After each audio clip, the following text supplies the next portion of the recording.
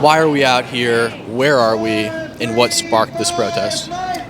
We're out in front of Seattle Children's Hospital, who have decided to comply in advance with an illegal and unconstitutional executive order without waiting for our Attorney General, which we knew would move quickly to block it. We all have friends, family, co-workers that are trans,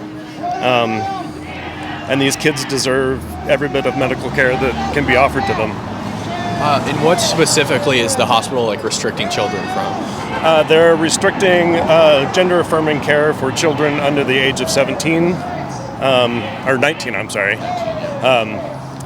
which is ridiculous. It's completely safe care. It's needed care. It's all about hate for the people imposing this ban. Can you give me a little insight into kind of what it's like for kids who are trans but don't have access to care, like what's happening here? They don't have access to care. What does it do to them? I can only speak from experience of people that I know, but it was incredibly hard mentally for kids to be out in public and have people see their body in a way that didn't feel right to them. After my family member got gender-affirming care, they were so much happier. It was night and day. Was your family member like a trans youth? Yes. Yeah. Okay.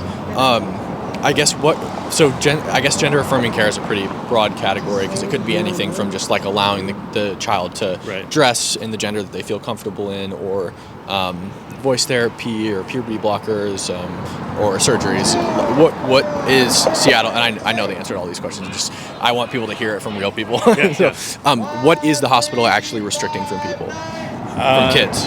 Surgery. That's mostly where my focus is, but I'm not sure if they're restricting puberty blockers or not. But in my family's case, my child actually got surgery here, and it was a great experience for them. So to have that denied for other kids that need it is terrifying. If you don't mind me asking, what kind of surgery was it? My son got top surgery here. Okay, nice. How old? If you don't have to answer if you don't want to, but well below 19. Well below 19. Okay, good. Gotcha. And you said it made a drastic improvement in. Huge, yes. Yeah. Okay, that's awesome. I love that. So you actually have direct experience, which is very valuable.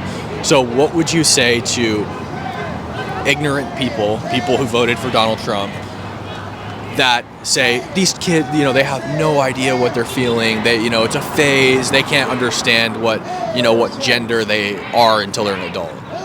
I think that's blatantly ridiculous. Kids are a lot smarter than people think, and I just can't even conceive of not trusting a kid that feels that strongly about something. And studies have shown that the regret rate for trans care is minuscule, on the order of like 2%, where a lot of that, the only regret comes from the hate they get,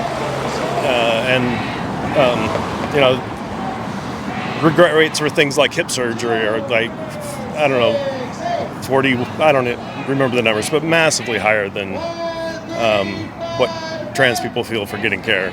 Yeah. And I have actually an interesting question for you, because I don't have direct experience with this, so I don't know what it's like. All of my trans friends are adults, so they, when they realize, they kind of just did their thing and whatever, but it's much more difficult for children. So what does that expression look like in trans kids when they realize, or they start to realize, like, how do you know? It took a long time, because at first our child didn't really know, you didn't have the vocabulary to figure it out. But once he